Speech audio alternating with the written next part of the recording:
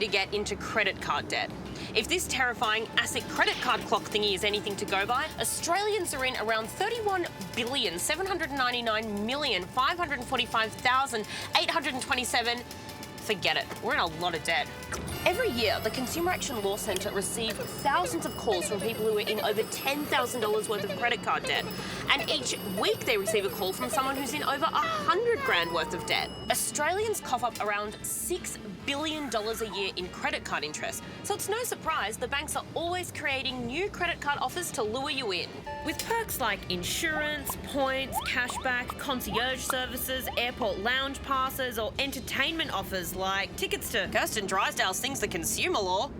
No thanks. Some cards will even offer to get you out of your existing credit card debt. They tempt you with zero interest for up to 24 months if you take your old credit card debt with someone else and transform it into shiny new credit card debt with them.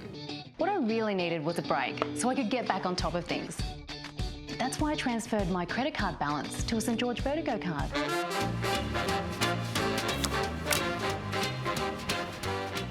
When you get one of these cards, you really focus on that number, 0%. But if you make a new purchase, these cards almost always have high interest rates. So if you don't pay them off in time, the house wins. The second way the house wins is on your transferred debt.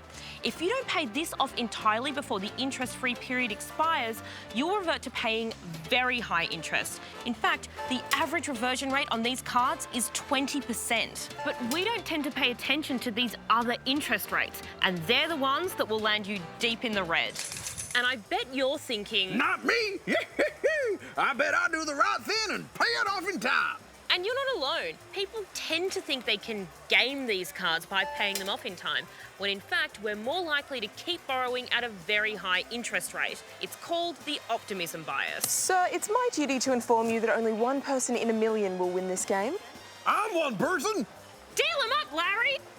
This is a dice game. And the banks don't just rely on our human fallibility. They stack the decks even further with hidden fees and by encouraging us to spend more rather than paying our cards down. Take this Westpac card, which waives your fees on the condition that you spend 10 grand. Or this Virgin card, which offers you $100 cash back if you spend $2,000 in the first 3 months. These kind of incentives can land us in revolving credit card debt, getting slugged with high interest rates for long periods of time. Last bets, ladies and gentlemen. Put it all on dice! Oh, hey. Remember that even though they're marketed as a payment system, credit cards are often effectively a borrowing system, and a bad one at that. Go Purple 21! Somehow you've won a meat tray. Yes! Little something for you. Security. And the sheer number of credit cards out there with their wildly varying bells and whistles can make it almost impossible to compare the market. Did you say compare the meal? Oh, off. Simples. To illustrate, if for some reason you should want one of these zero-interest credit cards, first you need to look at all the banks offering them, then you need to look at the offers within each bank to compare interest rates, the effective fees, penalties, other variables, and apply your personal income and spending, and then by the time you've worked it out, your interest-free period will be over. Put it all on black. If you're still going to get one of these 0% interest cards, once you've transferred your debt, cut it up into a million pieces and throw it down a well and set the well on fire so you can't make any new purchases. That way you'll give yourself a sporting chance of paying it off in time. And if you do find yourself over your head in debt... Red wins. My precious meat!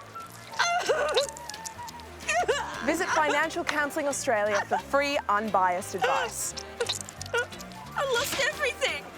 Now all I have left is a free ticket to this show. And Section 290 of the Australian Consumer Law regards the savings of regulations relating to